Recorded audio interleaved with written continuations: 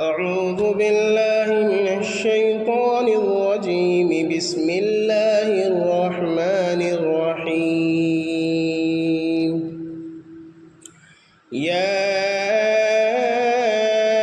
أيها الذين آمنوا لا تقولوا راعنا وقولوا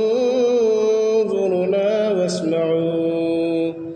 وللكافرين عذاب أليم. ما يود الذين كفروا من أهل الكتاب ولا المشركين أن ينزل عليكم من خير من ربكم، والله يختص برحمته من يشاء، والله ذو الفضل العظيم. ما ننسخ من آية أو ننسها نأت بخير منها أو مثلها. ألم تعلم أن الله على كل شيء قدير؟ ألم تعلم أن الله له ملك السماوات والأرض وما لكم من دون الله من ولي ولا نصير. أم تريدون أن تسألوا رسولكم كما سئل موسى من قبل؟ ومن يتبدل الكفر بالإيمان فقد ضل سواء السبيل. ود كثير من أهل الكتاب لو يودونكم من بعد إيمانكم كفارا حسدا من عند أنفسهم من بعد ما تبين لهم الحق، فاعفوا واصفحوا حتى يأتي الله بأمره، إن الله على كل شيء قدير. وأقيموا الصلاة وآتوا الزكاة وما تقدموا لأنفسكم من خير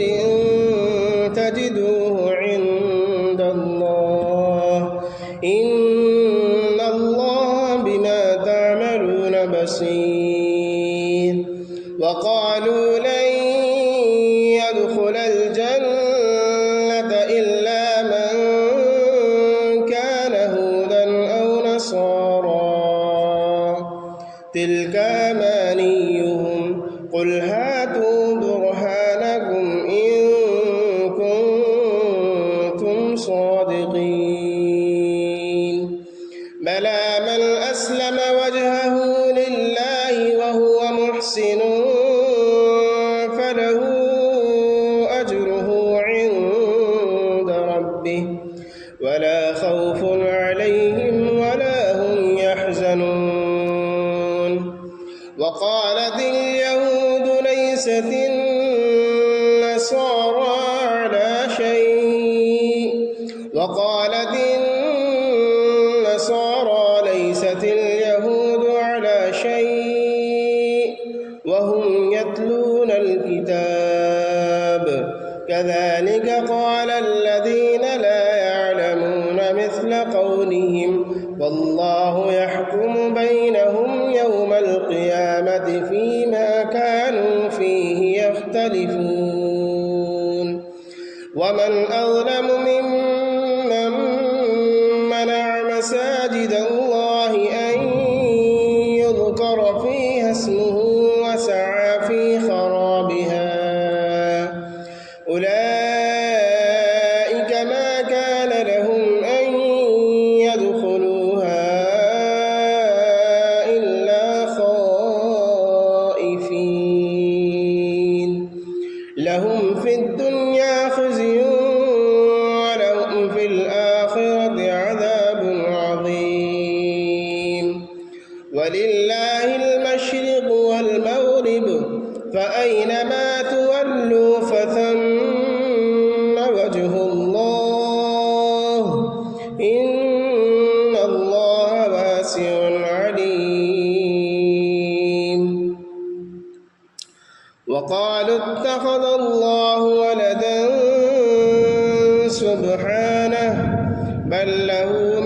السماوات والأرض كل له قانتون بديع السماوات والأرض وإذا قضى أمرا فإنما يقول له كن فيكون وقال الذين لا يعلمون لولا يكلمنا الله أو تأتينا آية كذلك قال الذين من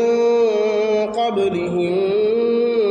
مثل قولهم تشابهت قلوبهم قد بينا الآيات لقوم يوقنون إنا أرسلناك بالحق بشيرا ونذيرا ولا تسأل عن أصحاب الجحيم ولن ترضى عنك اليهود ولا النصارى حتى تتبع ملتهم قل إن هدى الله هو الهدى ولئن اتبعت أهواءهم من بعد ما جاءك من العلم ما لك من الله من ولي ولا نصير الذين آتيناهم الكتاب يتلونه حق تلاوته أولئك يؤمنون به ومن يكفر به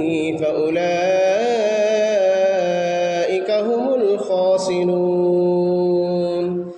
يا بني إسرائيل اذكروا نعمتي التي أنعمت عليكم وأني فضلتكم على العالمين واتقوا يوما لا تجزي نفس عن نفس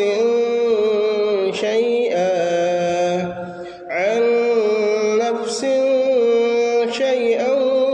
ولا يقبل منها عدل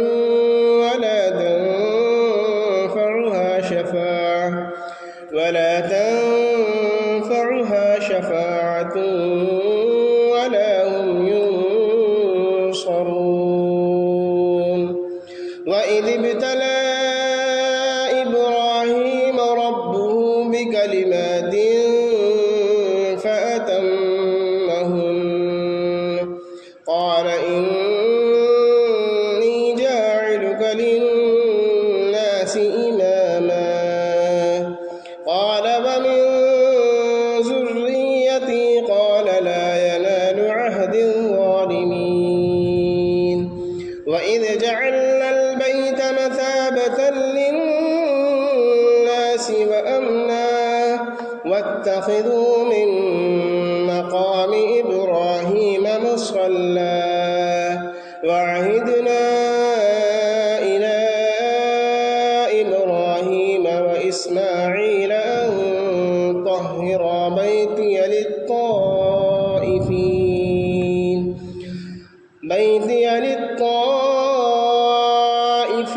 والعاكفين والركع السجود وإذ قال إبراهيم رب اجعل هذا بلدا آمنا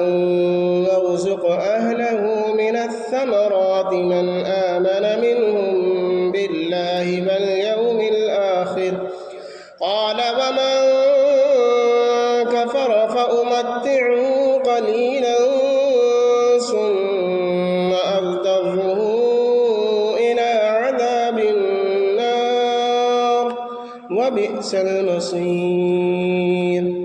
وإذ يرفع إبراهيم القواعد من البيت وإسماعيل ربنا تقبل منا إنك أنت السميع العليم ربنا واجعلنا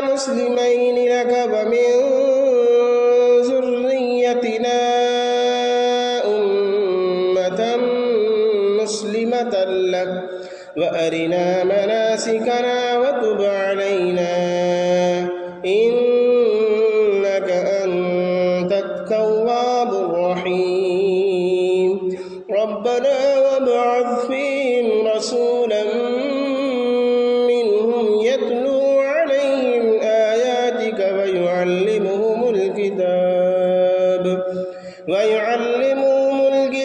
والحكمة ويزكيهم